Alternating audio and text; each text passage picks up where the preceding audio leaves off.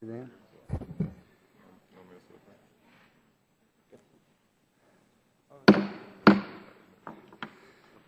subcommittee will now come to order, and today we begin our opening statements for the markup of H.R. 6, the Domestic Prosperity and Global Freedom Act.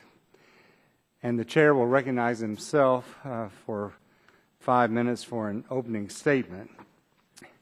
As I said, today we do begin the markup of H.R. 6, the Domestic Prosperity and Global Freedom Act, to expedite the approval of LNG exports. This subcommittee has probably never been better prepared for markup than for this one.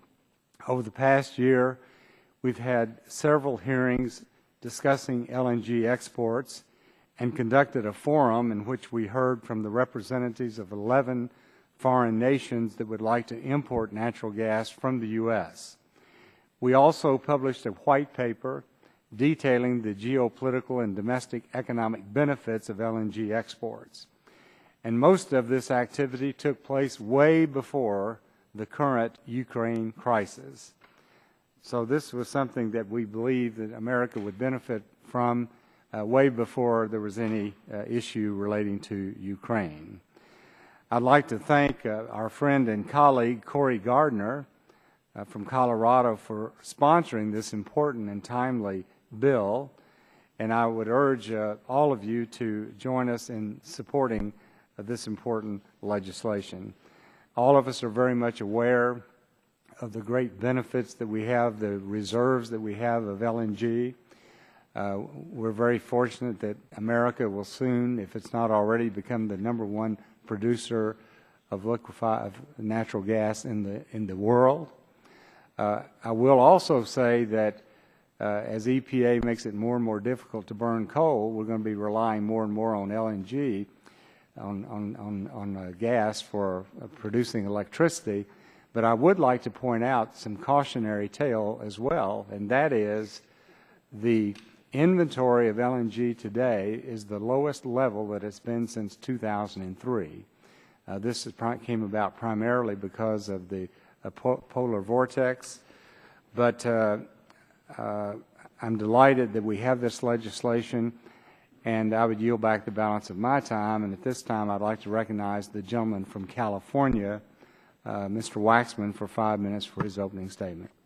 Thank you very much, Mr. Chairman. Tomorrow, we're actually going to do the markup and consider Congressman Gardner's bill to change the approval process for liquefied natural gas exports. The basic premise of this bill is that the Department of Energy has moved too slowly in approving applications to export LNG. I would question that assumption. Some might say the DOE has moved quite aggressively to authorize LNG exports. To date, DOE has approved 7 export proposals and is continuing to evaluate additional applications. The amounts already approved for export would transform the United States into the world's second largest exporter of LNG, just behind Qatar. If just one more application is granted, we would be the largest exporter in the world.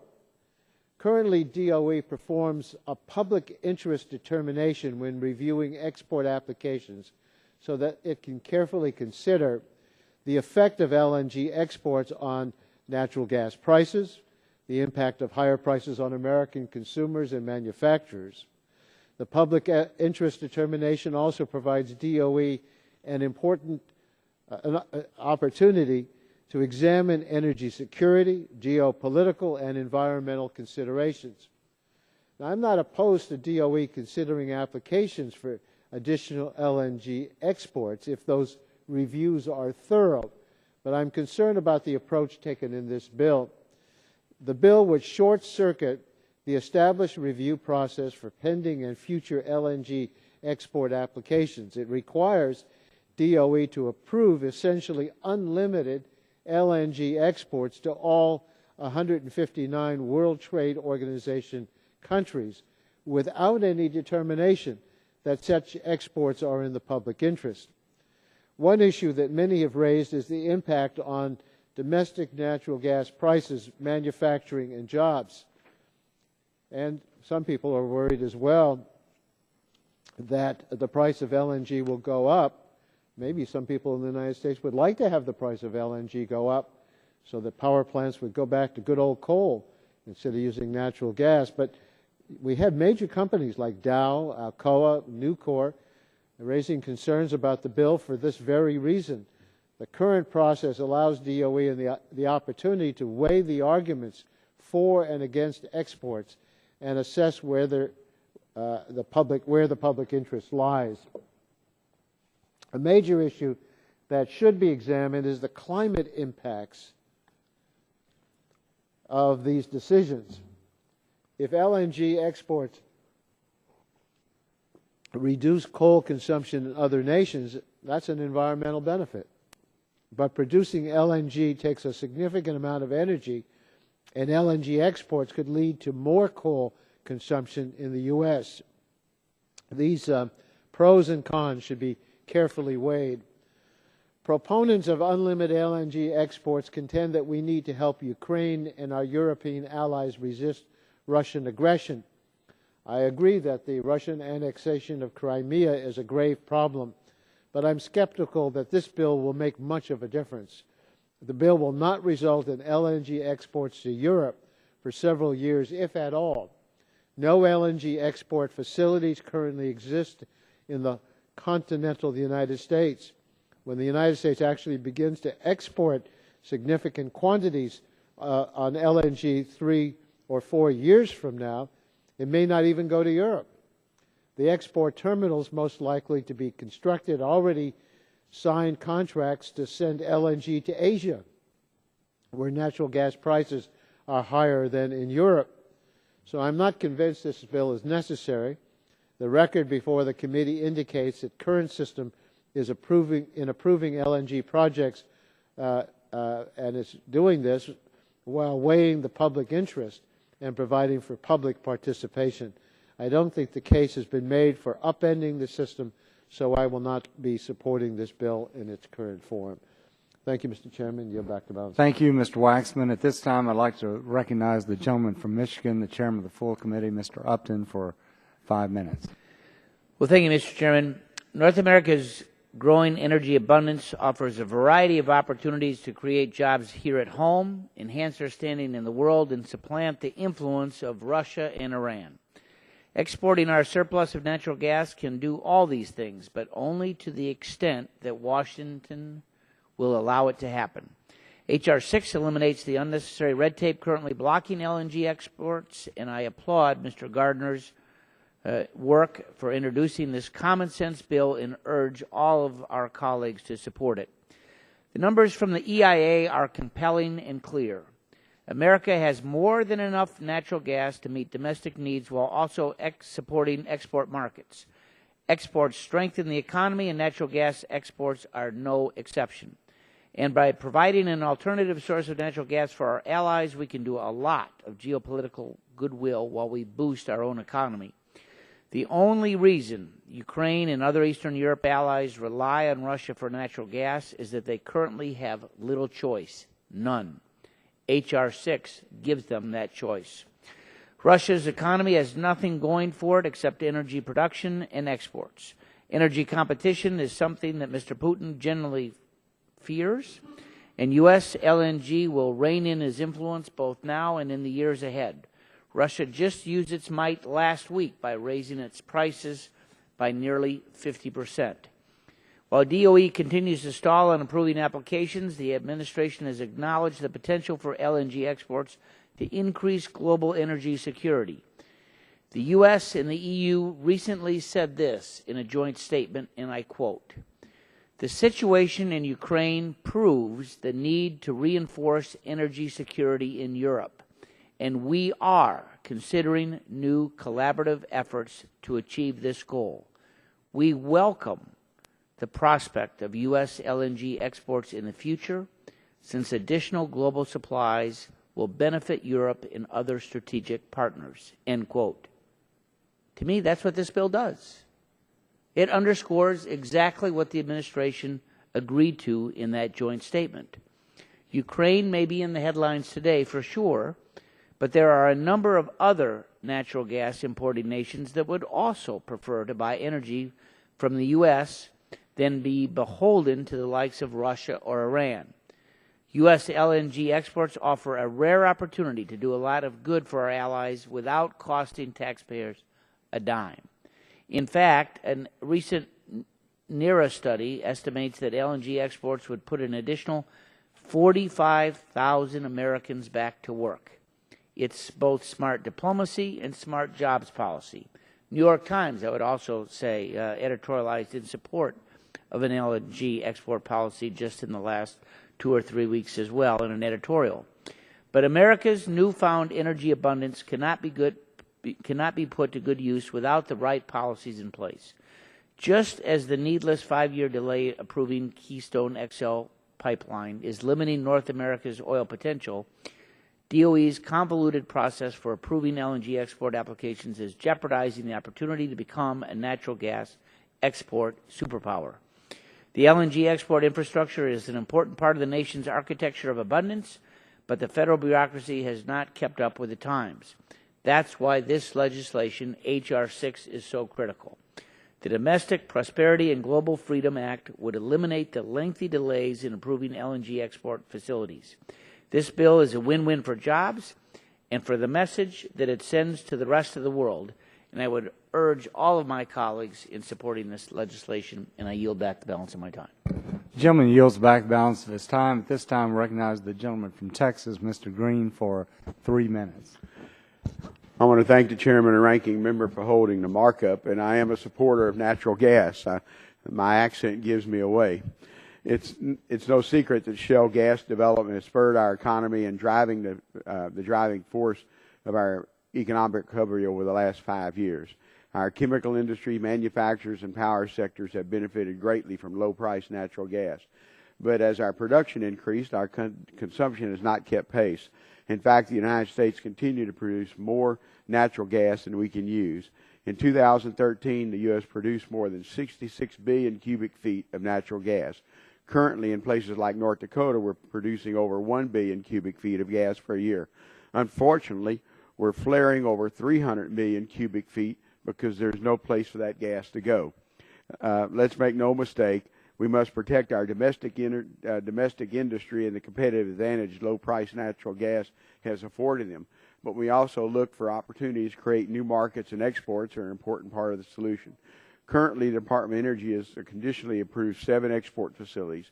When all 7 are fully operational, total export of natural gas will exceed 9 billion cubic feet per day. H.R. 6 has given us the opportunity to debate the LNG exports and discuss legitimate concerns. However, the bill also eliminates an important role played by the Department of Energy and paves the way for unlimited exports. While I'm a believer in the current process, I also realize we must speed it up. There are market forces and economics that play a vital role in determining whether exporting U.S. gas is profitable. That's why I've drafted an amendment that I just shared with Congressman Gardner to H.R. 6. My amendment is a market-focused approach that would cut permitting time in half while maintaining the public interest consideration and environmental protection. If we are serious about sending U.S. gas abroad and reaping all the benefits, we must find a compromise. I believe we can work together and find a solution because both Republicans and Democrats believe there are benefits to exports. And I look forward to working with my colleagues as we move to a full committee. I yield back. Thank you very much. The gentleman yields back. This time I recognize the gentleman from Texas, Mr. Barton, for 3 minutes. Thank you, Mr. Chairman. I'm an original co-sponsor of H.R. 6. I'm very pleased to see that you are marking it up at subcommittee. This is a very good bill. It's also a very simple bill. Under current law, if we have an existing free trade agreement with a country, there is an automatic approval by DOE of the ability to export LNG. This bill, if it becomes law, would expand that by amending the Natural Gas Act to say, instead of a free trade agreement, if there is a country that is a member of the World Trade Organization. So what the bill actually does, Mr. Chairman, as you well know, instead of current law where we have a bilateral trade agreement, U.S. and, say, Great Britain, for example, it would say if any nation that's part of WTO, then it is an automatic. Even under current law, it's a rebuttable presumption that it's in the national interest, and the Department of Energy has to say it is not in the national interest for it not to be approved. And I think Mr. Waxman pointed this out. So far, the Department of Energy, on the 7 projects that they've reviewed, they have approved all of them. So it sort of begs the question, Mr. Chairman, why we don't do something like Mr. Gardner recommends, because since you've got to prove a negative, you've got to prove that it's not in the national interest to export LNG, and that has yet to be done, then why not go to this expanded definition of WTO? I would also point out that if this bill becomes law, it doesn't short-circuit any of the environmental reviews, any of the specific permitting requirements. That is still done by the Federal Energy Regulatory Commission under current law and would continue to be done if Mr. Gardner's bill becomes law. So this is a good bill. I hope that we can move it on a bipartisan basis to full committee, pass it very quickly there, and then put it on the floor in the very near future. And with that, I yield back. Gentleman yields back. At this time, recognize the gentleman from Nebraska, Mr. Terry, for 3 minutes. Thank you, Mr. Chairman, for having this important markup. And 2 summers ago, I hosted a natural gas roundtable in my district, and we called it the Jobs, Energy and Security and Economy, the new role of natural gas in America's future. Little did I know then that we would be examining what American natural gas would play in the world's future and actually discussing exports. Now, I've heard from groups that oppose the export of natural gas. From my perspective, they are still thinking in terms of the U.S. having a scarcity of resources, not an abundance. Believe me, I understand where they're coming from. It was not too long ago that my good friend Gene Green and I were authoring legislation for natural gas import facilities. We were concerned that we didn't have enough natural gas, but that has certainly changed here at home as the shale play has been a game changer. I attended with many members of this committee the Bakken region in North Dakota. What sticks out in my mind is that it was cheaper for the companies to flare off the natural gas than it was to capture it. That's how abundant it is. With events threatening stability in the world today, why would we want to do that? Former Obama National Security Advisor and retired Marine General Jim Jones testified before the Senate Relations Committee that Vladimir Putin uses energy as a weapon. In fact, several of this subcommittee, including our chairman, we visited Turkey and talked to their Secretary of Energy regarding their purchase of Russian and Iranian oil and natural gas, of which his reply to us was, "Give us a contract, we'll sign it now." He said it probably a half a dozen times during that meeting. Wouldn't it be nice on a country that's one of our strategic allies that is trending away from us to have a trading partner of one of their most needed commodities in natural gas? Let's not kid ourselves. Energy is used as a weapon. We should use our own energy to help our allies and protect ourselves. But before we get there, we need to create the infrastructure that allows us to begin exporting natural gas, and H.R. 6 is exactly what we need to show the world that we are serious about sharing our resources. And I yield back. The gentleman yields back. This time, the chair recognizes the gentleman from New York, Mr. Engel, for 3 minutes.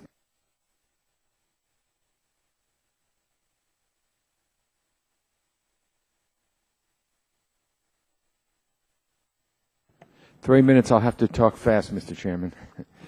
Thank you very much for holding today's markup on H.R. 6. In a short amount of time, the United States has gone from a net importer of natural gas as recently as 2011, and now experts tell us that based on current projections, the United States will become a net exporter of liquefied natural gas by the year 2016. I think we can all agree that the conversation around U.S. energy consumption has evolved rapidly, and the implications for an impact on climate change and U.S. national security are encouraging. While natural gas offers a reportedly cleaner source of energy than carbon-heavy coal, I do remain concerned about the extraction process, where disclosure of the chemicals used in the hydraulic fracturing process remains murky. I am, however, willing to learn more. I have gone to North Dakota and gone to Alberta, and I think there's a lot of things that all of us can learn about this. More so, events in Ukraine over the past few weeks have brought discussions about the future of American energy, specifically whether or not the U.S. should export natural gas into a brighter spotlight here in Congress. While the reported geopolitical benefits of exporting LNG to countries like Ukraine seem to provide a possible counterweight to Russia's heavy-handed tactics, it's tempered by the fact that Ukraine will see no near-term strategic benefit from U.S. natural gas because they currently lack the capacity to regasify LNG, and many U.S. export terminals are already contractually obligated to supply entities in Asia.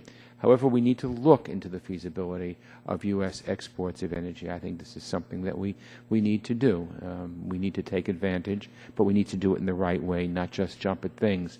So unfortunately, the legislation before us today, the Domestic Prosperity and Global Freedom Act, seeks to solve more problems than appear to exist. Under H.R. 6, the DOE would be required to approve without modification or delay all applications for LNG exports to all WTO member nations.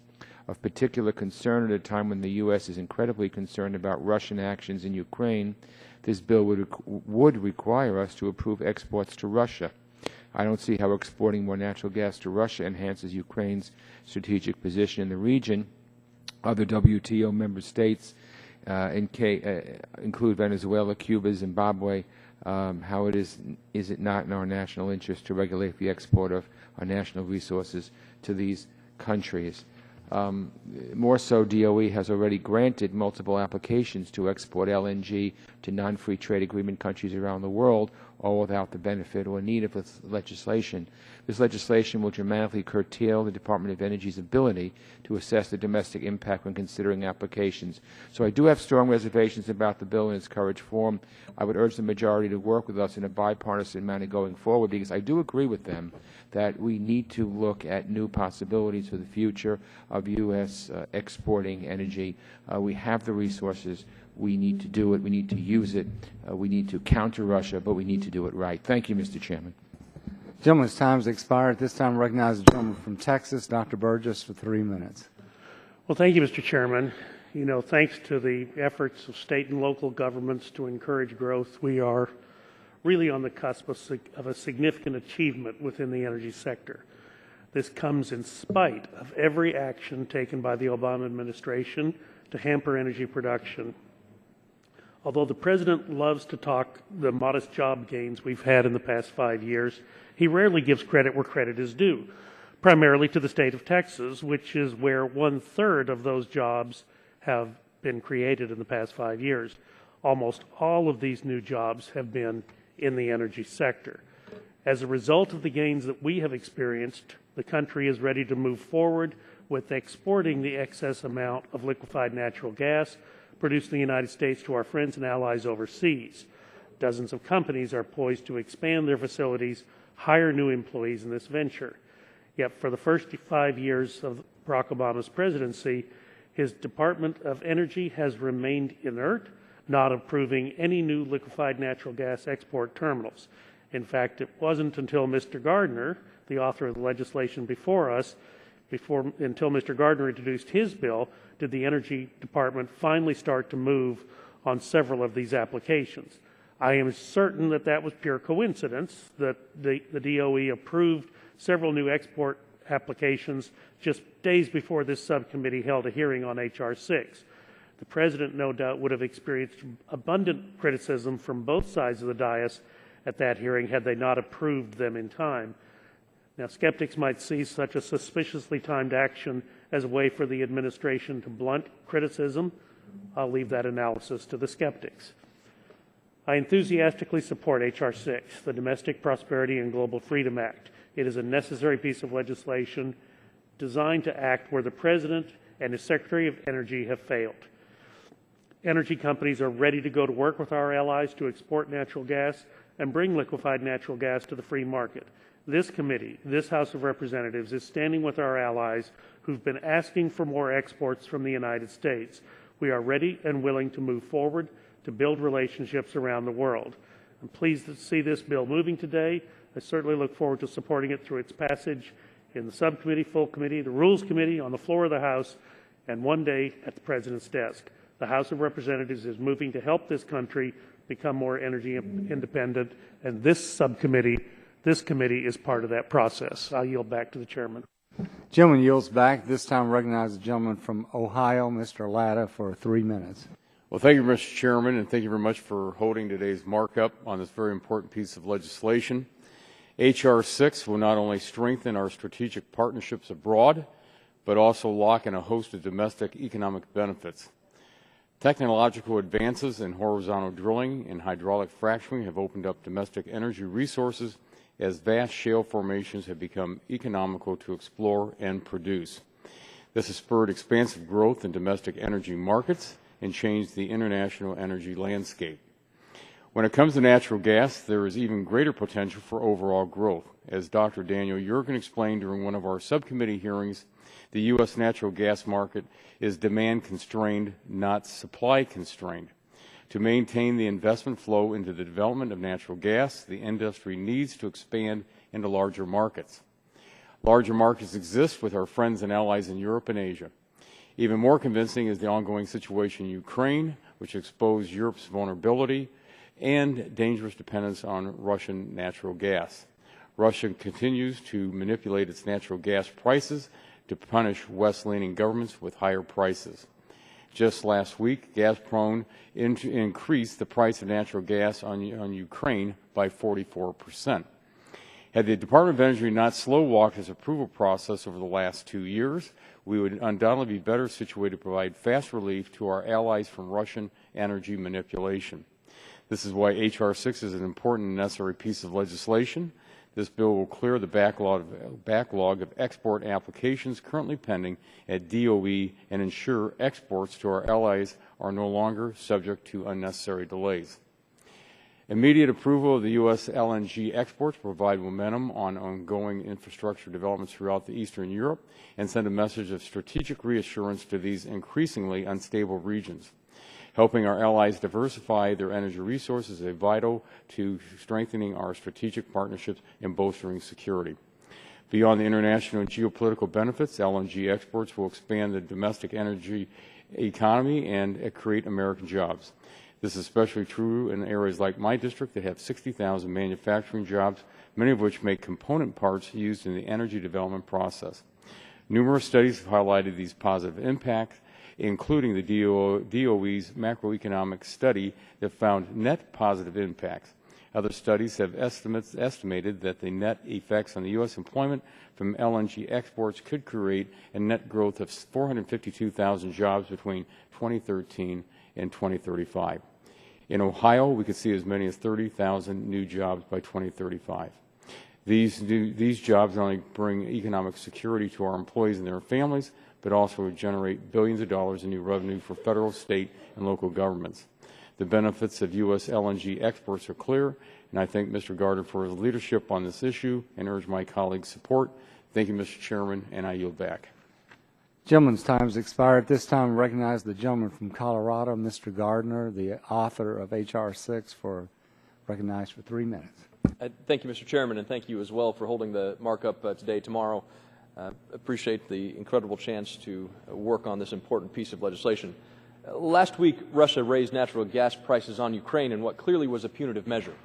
While this may be the most recent instance of Putin using natural gas as a weapon against one of our Eastern European allies, it certainly won't be the last. H.R. 6, the Domestic Prosperity and Global Freedom Act, is an effective means of fighting back on behalf of our friends in that region. But this subcommittee actually began looking into this issue of energy exports long before the crisis in Ukraine. And H.R. 6 is about much more than our friends in Ukraine.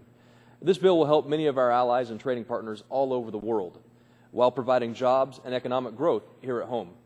LNG exports can truly be both a foreign policy success story and an economic policy success story.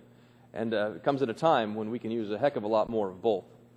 We've held 4 hearings on energy exports, and many of the common misconceptions about them have already been dispelled. For example, some argue that since LNG exports won't begin right away, they can't do any good for quite some time. But representatives of Hungary, Lithuania, and the Czech Republic have told this subcommittee that the very signal that America is serious about entering the global natural gas market will immediately reduce Russia's negotiating leverage and pricing power. H.R. 6 will send that signal and instantly change the dynamics in the region, and the benefits will grow in the years ahead as the LNG exports start to flow. And while Eastern Europe is understandably on everyone's mind right now, American natural gas exports will also find a market among our allies and trading partners elsewhere.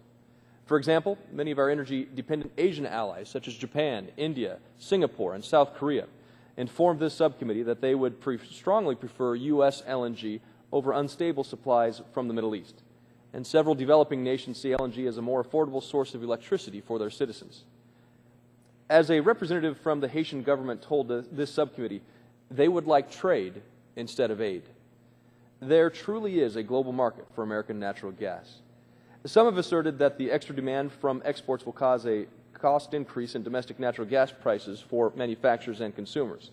But the NERA study conducted for the Department of Energy, as well as others, conclude that America has ample spare capacity in natural gas and that any increase in demand can be met by raising production. I know that in my home state of Colorado, we are ready to ramp up natural gas output to meet increased demand from export markets, and that the opportunity to do so would create good-paying jobs for neighbors and families. And when you add the thousands of jobs building and operating the LNG export facilities and the flow of billions of dollars of energy revenues coming into the country, it becomes clear that the geopolitical benefits are really just a fringe benefit of a sound economic policy. Despite the potential that the majority of LNG export applications are waiting in a long, despite this potential, the majority of LNG export applications are waiting in a long line at DOE. And now that the line may be even longer thanks to DOE's insistence that the U.S. public interest be in part determined by a new G7 process, it could be even longer. We shouldn't have to wait for G7 approval to create U.S. jobs and more energy security around the world. My bill breaks the logjam, expedites approvals of the pending applications, and gives new applications a more reasonable process. I urge my colleagues to support H.R. 6, and I thank you, Mr. Chairman, for the time today. Thank you very much, and that concludes the opening statements. So the chair at this time would call up H.R. 6 and ask the clerk to report. H.R. 6, to provide for expedited approval of exportation of natural gas to World Trade Organization countries and for other purposes. Without objection, the first reading of the bill is dispensed with, and the bill will be open for amendment at any point. So ordered. Now, for the information of members who seem all to have gone, we are now on H.R. 6, and the subcommittee will reconvene at 10 a.m. tomorrow morning. I would like to remind members that the chair will give priority recognition to amendments offered on a bipartisan basis. So I look forward to seeing all of you tomorrow, and without objection, the committee stands in recess until 10 a.m. tomorrow. Thank you.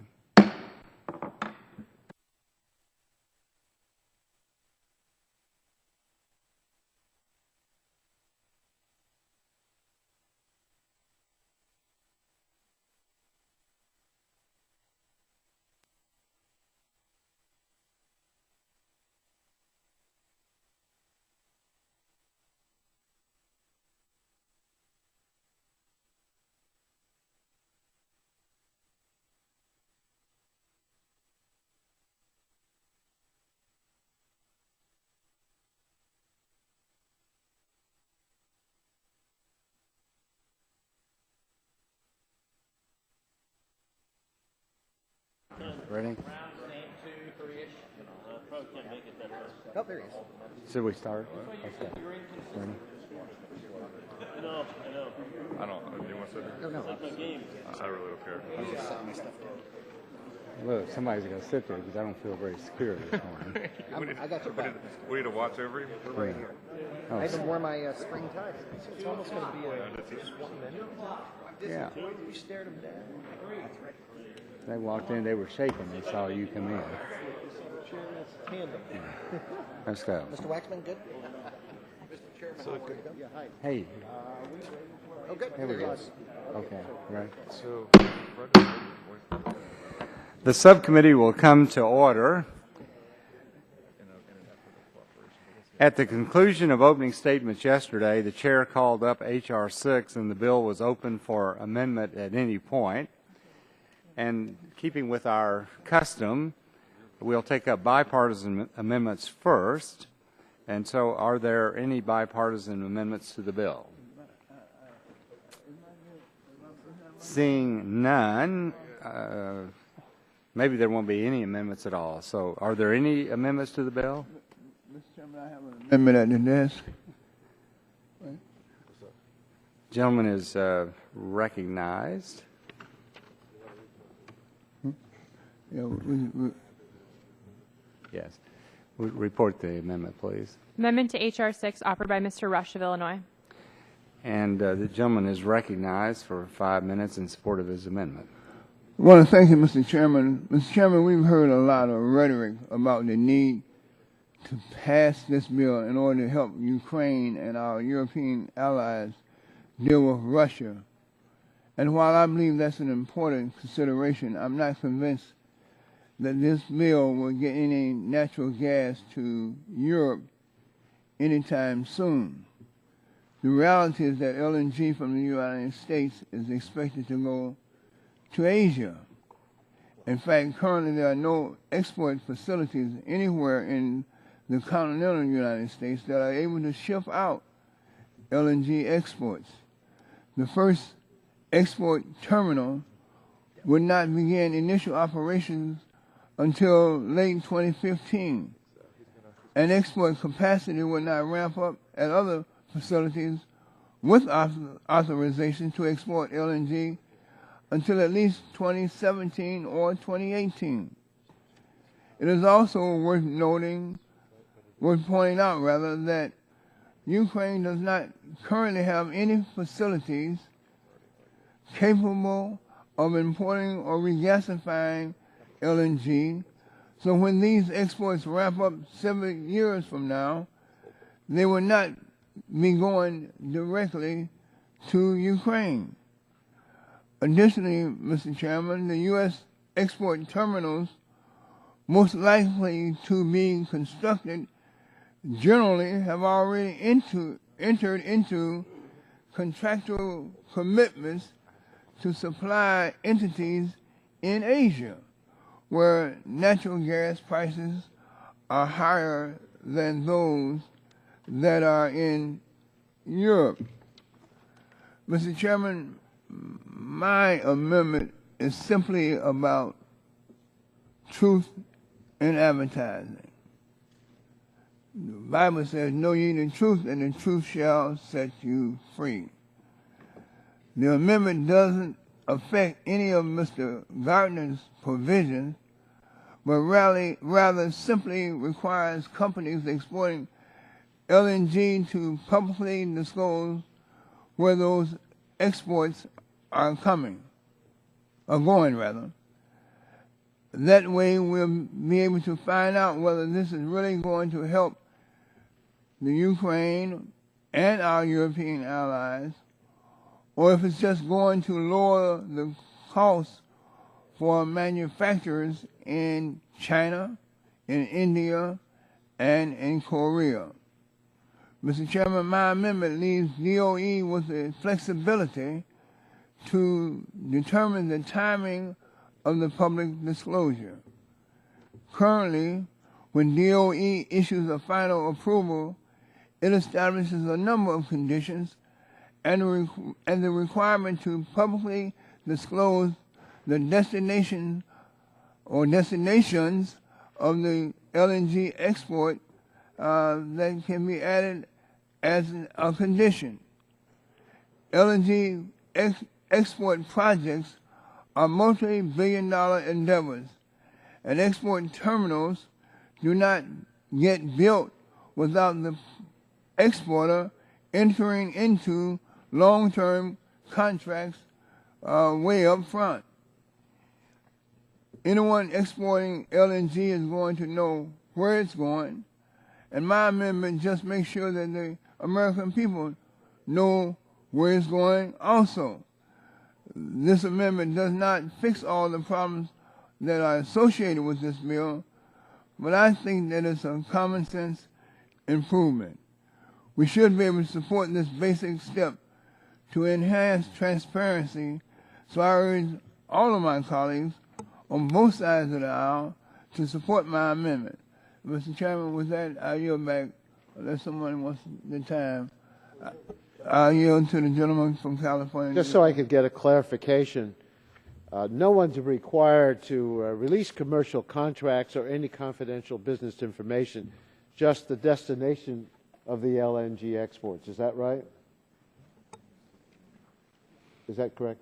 Yes. So you're not, by this amendment, by virtue of this amendment, you're not dictating or telling anybody what they have to do, only disclosing where the LNG is being exported. And the argument that I think you've made, which I think is a very strong one, is if we're really going to help Ukraine and people in Europe who are under the gun from the Russians by their using natural gas prices as a political lever, this will at least let us know if LNG is going to them or whether it's just going to Asia because it's just more profitable where they're paying more money. It's just simply giving information to Congress and the public. Is that right? That's correct. Okay. Well, I certainly support your amendment. The gentleman's time has expired. At this time, I recognize the gentleman from Colorado, Mr. Gardner, for 5 minutes. Thank you, Mr. Chairman. And to my colleague from Illinois, I would say that I want to work with you and this bipartisan initiative and legislation, and I'm prepared to accept the amendment, and I'll give you the reasons. I think working together on this, we can actually promote the interests of our allies and certainly improve geopolitical security around the world. Opposing this legislation is like hanging up on a 911 call from our friends and allies. But H.R. 6 in no way, shape, or form would affect the Secretary of Energy's authority under Section 3A of the Natural Gas Act to attach terms and conditions to the order that the Secretary finds necessary or appropriate to protect the public interest. In fact, Section 590.202B, as I have right here, of the regulations, DOE regulations, already requires public disclosure of transaction-specific information.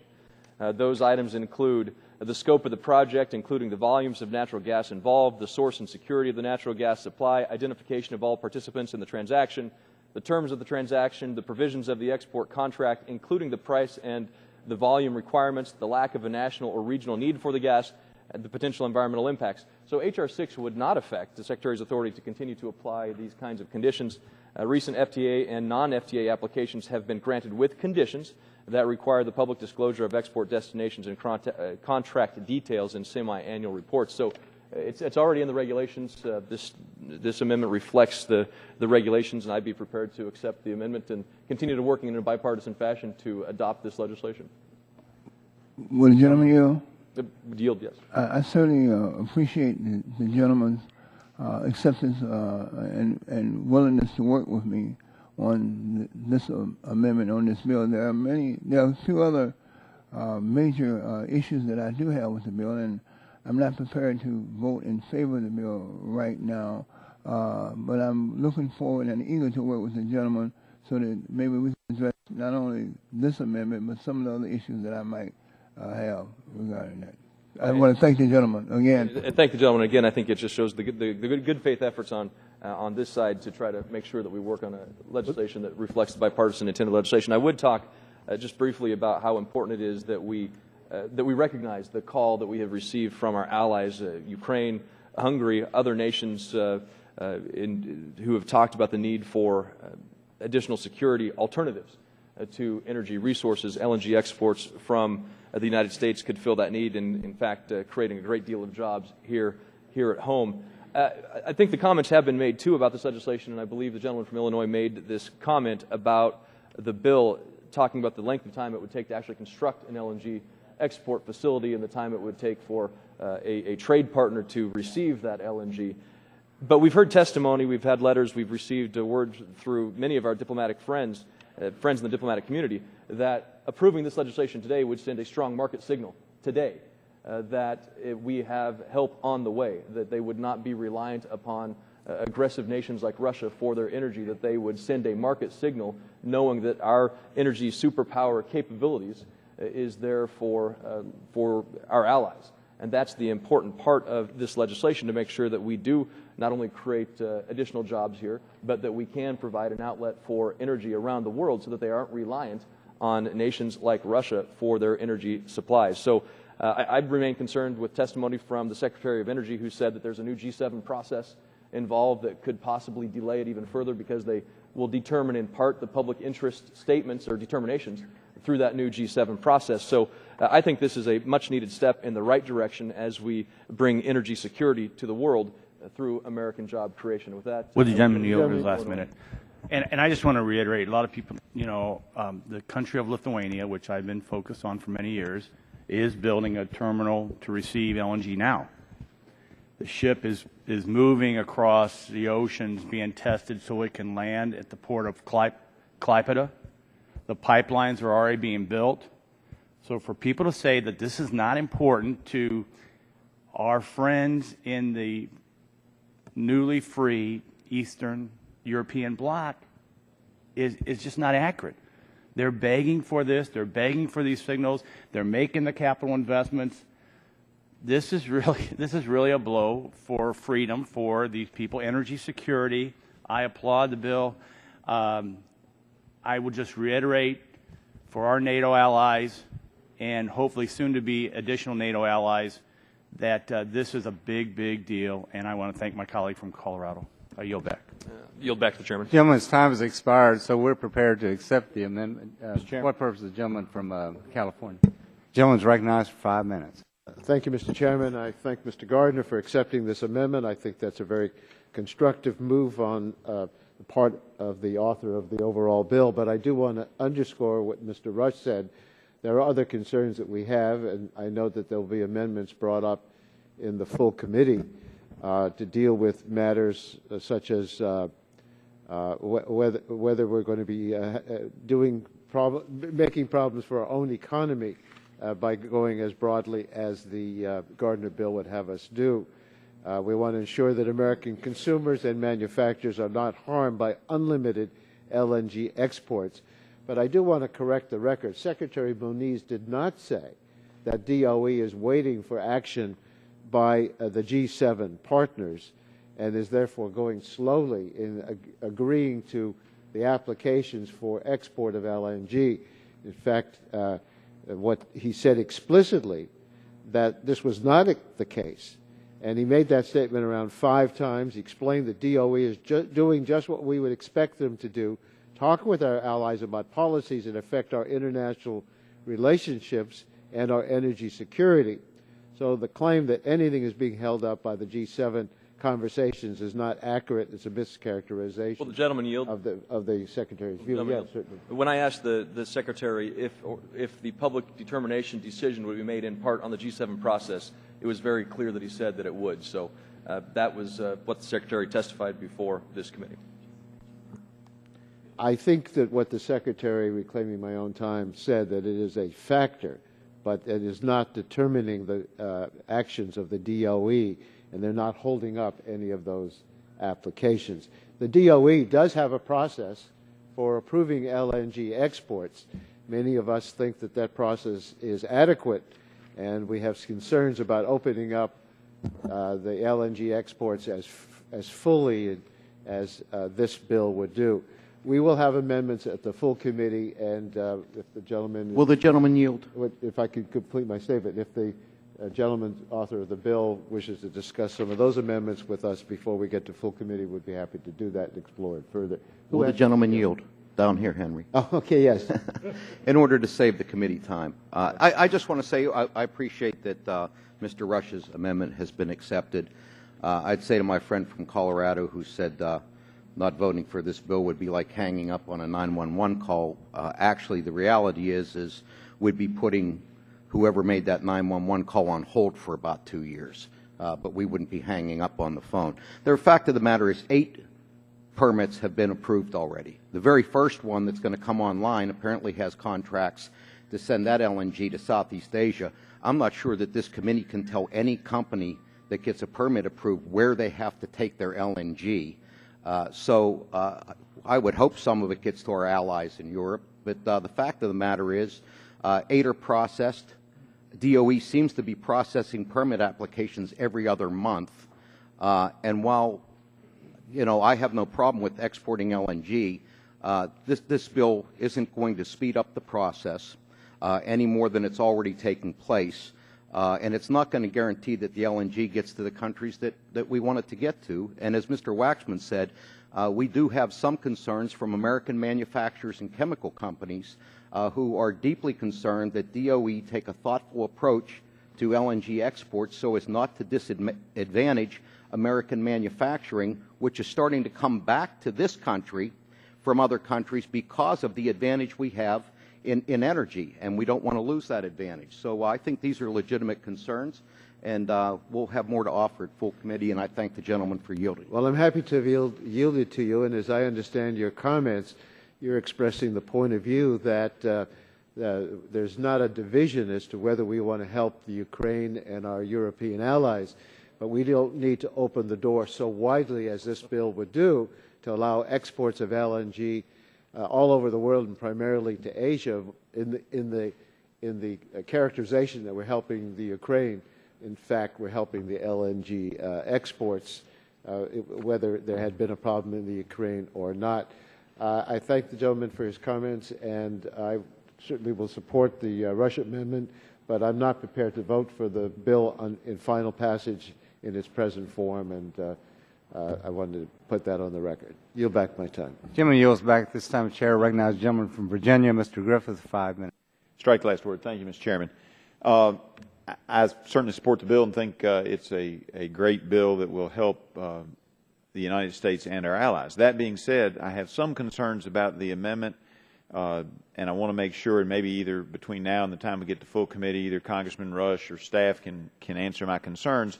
I was in a meeting this morning that I was fortunate to be at, and the Romanians raised the question of how do we get the gas to the Republic of Moldova, and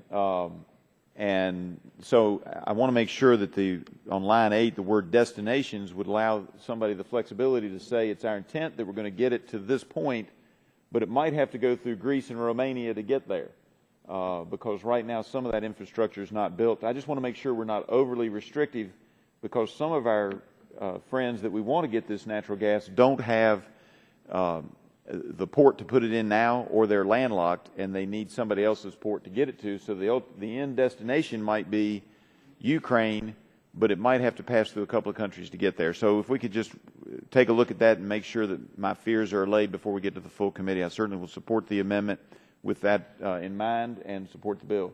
And I would the gentleman yield? Gentleman, Mr. Scalise from Louisiana. Thank Mr. Griffith for yielding and for the points that he brings up, because we were both in that same meeting. A number of countries that are friends of the United States have a real interest in the United States exporting liquefied natural gas. And one thing they did bring up, and the Cheniere facility is the only facility that's currently moving forward and actually getting ready to be in a position to export. They have already had an impact on the world markets. And if you look at global energy markets, just the fact that that facility is being built and starting to engage in contracts with other countries has had a positive impact on the world market and helped the United States' geopolitical position to assist our countries, to our neighboring countries, our friendly countries around the world who have an interest in having independence from Russia. And you're already seeing Russia react to this as well. And we need to continue moving down that road. And this process that exists is very cumbersome, doesn't make a lot of sense. And this bill removes a lot of those uncertainties. That 911 call that my colleague from Colorado, who's bringing this bill forward, talked about is a real benefit that not only America gets tremendous benefit to America from this legislation, but also tremendous benefit to our allies in the world, and just the movement of Cheniere is already having a positive impact on world energy markets. It's good for America's energy security, and it's also good for America's geopolitical position to be in a better position to help our friends so that they don't have to be dependent on nations that they don't like or don't like them. So with that, I yield back. Would the gentleman yield? I yield.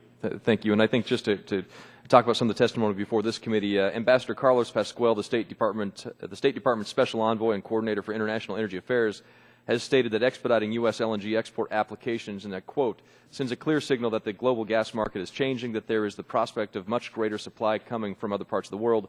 Hungary's Ambassador at Large for Energy Security, Dr. Anita Orban, who testified before the committee, has stated that, quote, it is simply not true that lifting the natural gas export ban today would not have an immediate effect in Europe.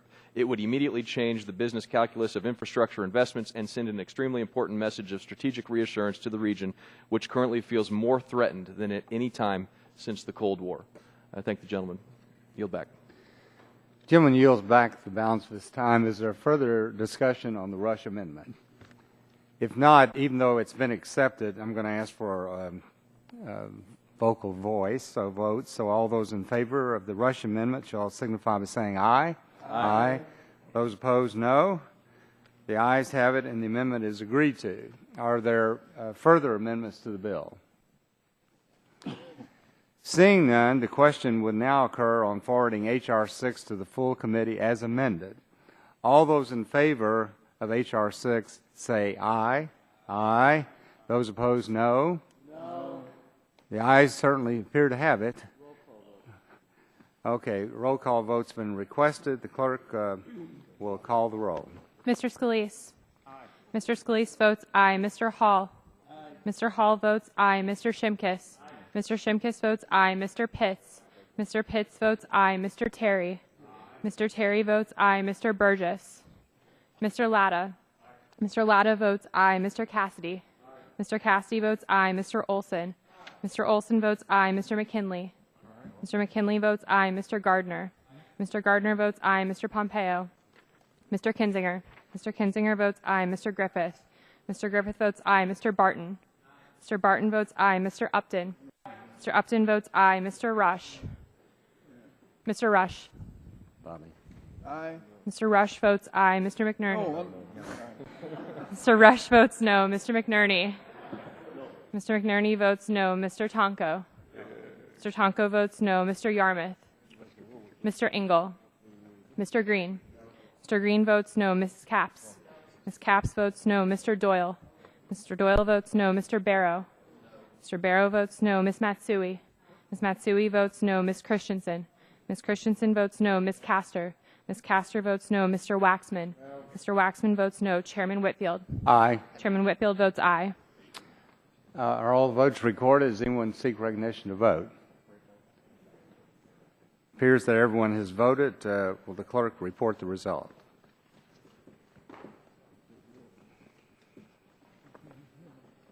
Mr. Chairman, on that vote, there were 15 ayes and 11 nays. 15 ayes, 11 nays. So the bill as amendment is agreed to. And without objection, the staff is authorized to make technical and conforming changes to the legislation approved by the subcommittee today. So ordered, and without objection, the committee stands adjourned.